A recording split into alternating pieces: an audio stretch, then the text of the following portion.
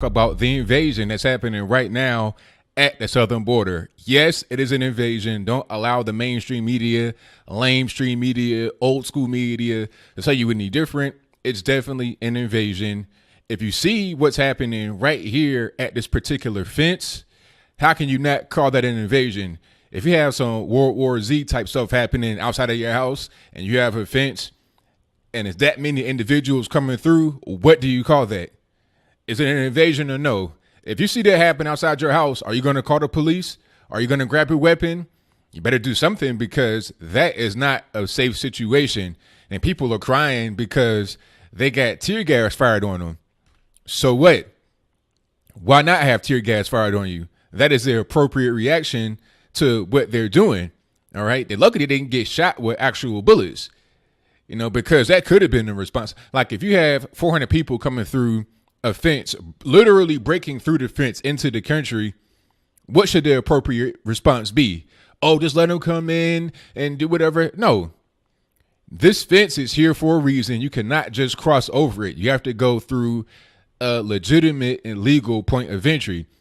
Now, some people are posting this picture right here on the screen before you of this mom, alleged mom and daughters. I don't even know. That could be anybody. That could be somebody's auntie, somebody's abuela, their grandma. That could be a coyote. Who knows whose kids these are? I don't know. But let's just say it's a mom or a grandma with their kids or grandkids. Just because you're seeing that does not mean, number one, that they tried to go through a legal point of entry and were turned away. Number two, it does not mean that they are somehow due entry into the country. And number three, the most important thing, it also does not mean that this is the majority of people who are trying to come into the country. If you don't know what's happening here, if you kind of lost, let me back up a little bit before I go any further.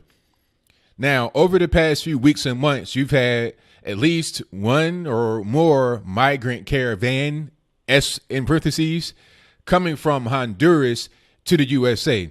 Now, they say the reason why they're coming is because they're fleeing crime and poverty and all kind of bad stuff back in their country of origin. So you're going to leave Honduras, go through El Salvador, Guatemala, and Mexico to come all the way to the US of A. To seek asylum? I doubt it. 90 to 95% of people that are coming through are economic refugees. And in the economic refugees, you also have gangbangers. I've read a lot of reports, and that's one thing I want to say. You can watch a lot of news clips. I've seen news clips that show this as being active aggression by the USA onto the so-called migrants. And then I've seen some that show you the real thing, like what's going on here, with people throwing rocks and stuff like that. One thing I want to say is that it's most important to read what's happening and look at all the clips. Then you'll be able to get a true explanation and a true picture of what's going on. If you watch CNN, they'll try to tell you got women and children, all this, that, and the third. But CNN won't show you these people throwing rocks.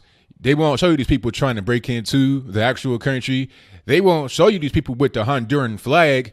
If Honduras is such a bad country and you're fleeing crime and poverty and all these kind of things, why are you flying the Honduran flag at the U.S. border upon which you're trying to gain so-called asylum? It must not be that bad. You must love your country. You appear to be a Honduran nationalist trying to come into the country for your own particular needs. I've seen interviews or, brief questioning of people that are trying to come into the border and try to come into the country through the border illegally. And when they're asked a question, why are you coming here? They say work. That's the main answer you get. Even from the gangbangers, they want to put in work. That's what they want to do. They want to put in some work for their gang, okay, to get money. It's all about money, because if it was about safety, if it was about asylum, why not stop in the first country that you come to? People will say, I don't want to stay in Mexico. I don't want to stay in Tijuana. I want to go into San Diego, and then I want to go to Chicago, New York, where my jefita, where my abuela is already at. So I can just chill with them, go out, work under the table, or gangbang, and then send the money back to my country of origin. That is what they want to do. Don't let the media tell you anything different. Tear gas and all that, in my humble opinion, is pretty tame. When you at the border and you getting boulders basically thrown at you, and you got to have your vehicle reinforced to prevent the boulders from crashing through your windshield and killing you, when that's going on and you're firing back with just simple pepper spray, tear gas, I mean, what's the big deal? I don't think anybody should really be upset. But of course, you got the celebrities, you got the talking heads on television talking about Donald Trump. How could you? You're firing pepper spray at women and children on Thanksgiving weekend. So what? I don't care when it is.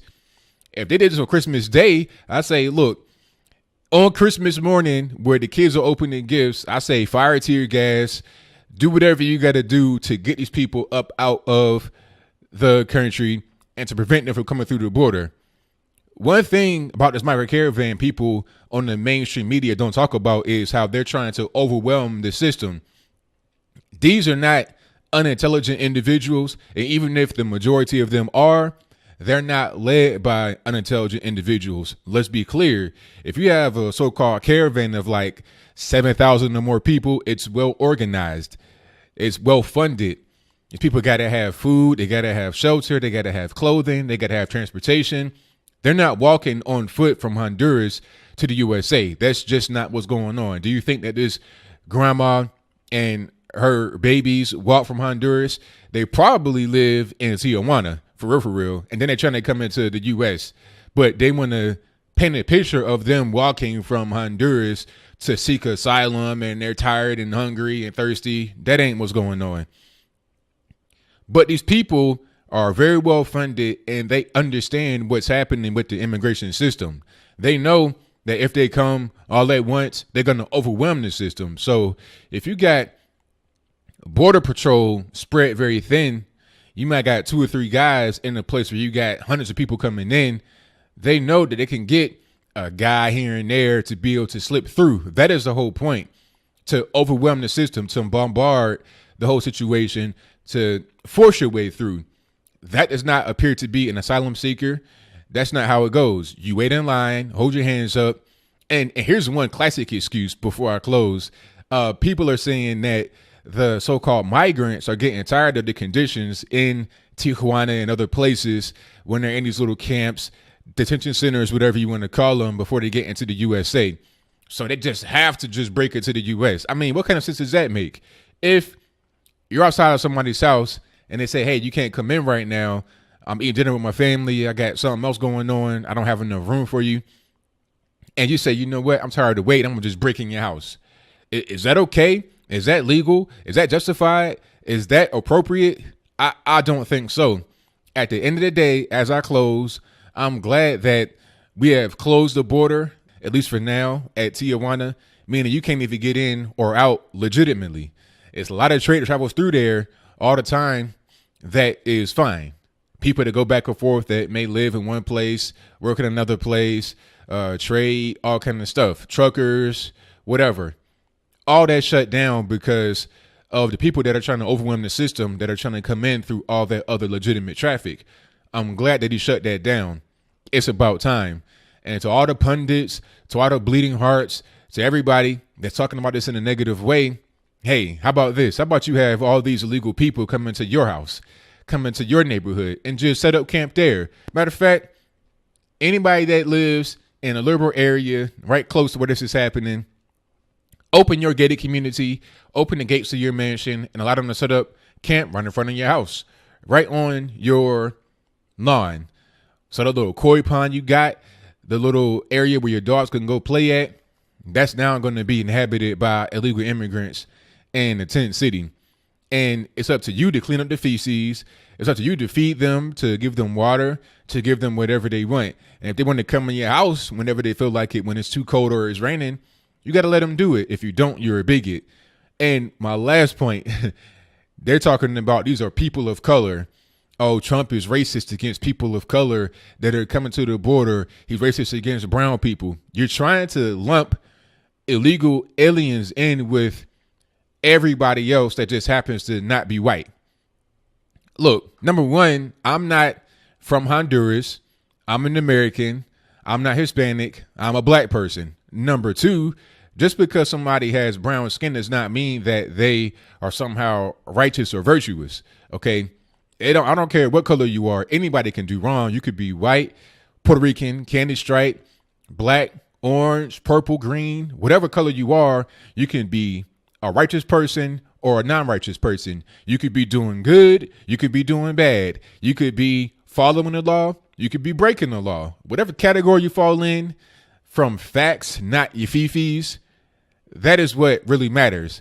It ain't about nothing else. So don't try to use this whole people of color, which ain't nothing but color people backwards with an of in the middle, but I digress. Don't use that term to try and shame me into having sympathy for these people that are breaking into my country, into our country, if you're an American, illegally. So that is pretty much all I got. So what say you? Do you think it's right to follow the law and not have these individuals come into the country, whatever they want? Or is it wrong to follow the law and tell them, hey, stay over there until we can maybe get you in the country by asylum seeking? Maybe you could come in through legal immigration. I mean, that's a novel idea. I know that, following the law of the land is not really in vogue nowadays, but maybe that's an option. You could just come in legally like 1 million plus people do every year. You come in through a green card. You can become a naturalized citizen. Maybe that might be an option for you. But hey, like I said, following the law, that's passe. It's not really in vogue anymore. But whatever your comments are, please let me know in the comments below. And that's all I got to say for this video.